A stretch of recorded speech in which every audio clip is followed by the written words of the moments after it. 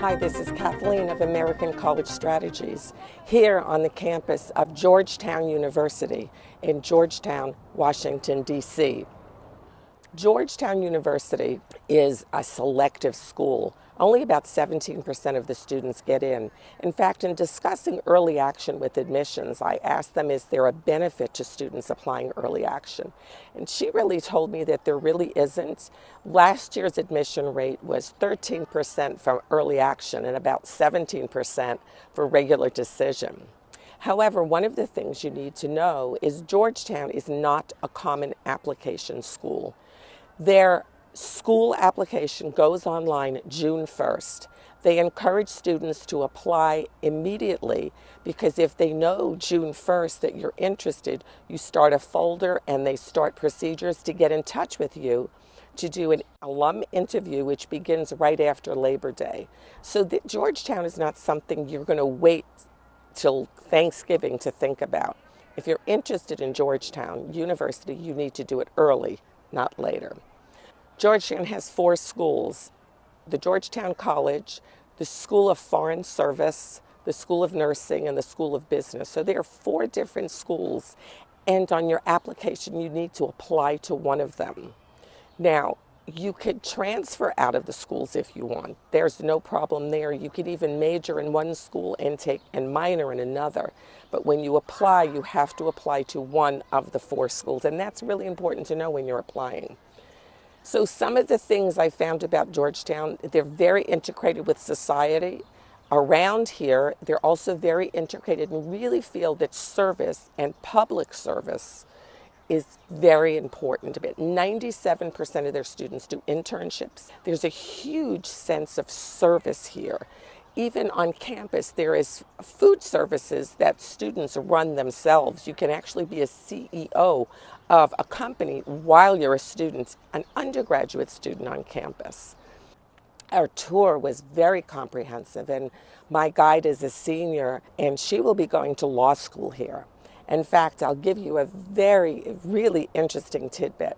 Georgetown has a policy: if you want to apply as a sophomore to medical or law school, you can apply, and if you get in, you do not have to take your MCAT or your LSAT. You're in.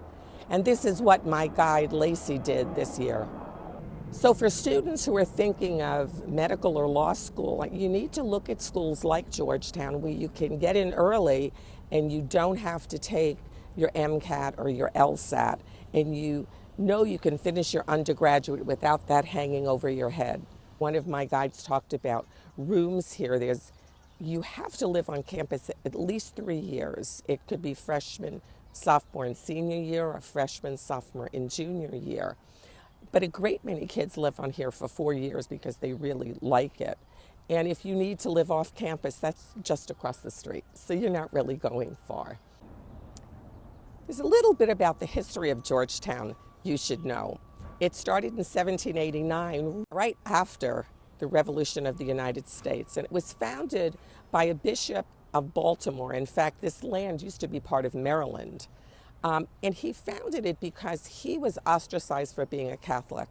And he wanted to found an institution where people of all faiths could come and study and grow. And this is why he founded Georgetown University in 1789. Some interesting facts. Behind me are 2 cannons from the Spanish Armada here on campus. Pretty cool. Additionally, I have been able to stand on the steps where 14 presidents have stood and given speeches.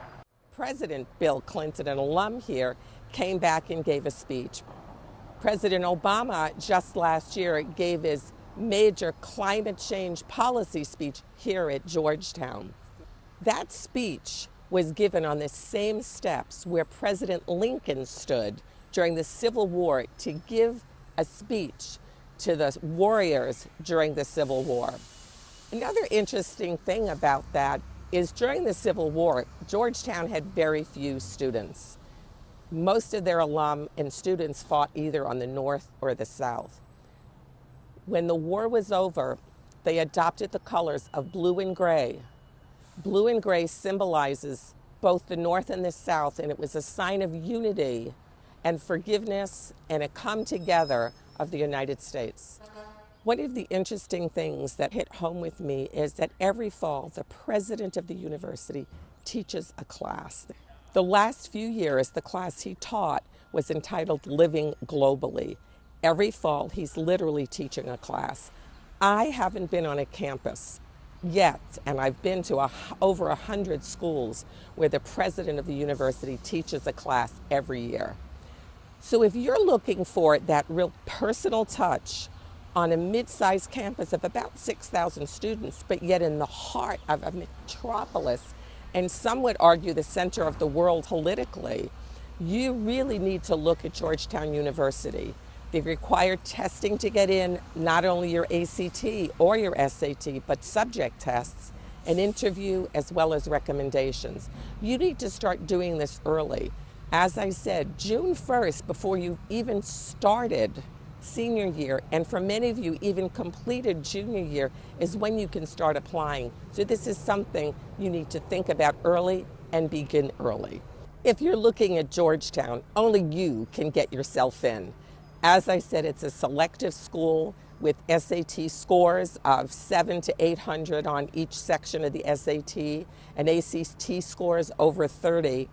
However, while no one can help you get in, what I can do for you is help emphasize your strengths, help you look at yourself differently, help you choose the correct extracurricular activities to do that enhance your passions, that enhance what you want to study. What I can also do is make sure you meet the deadlines and get everything in, not just on time, but early, to give yourself the best shot possible to be at a school like Georgetown University.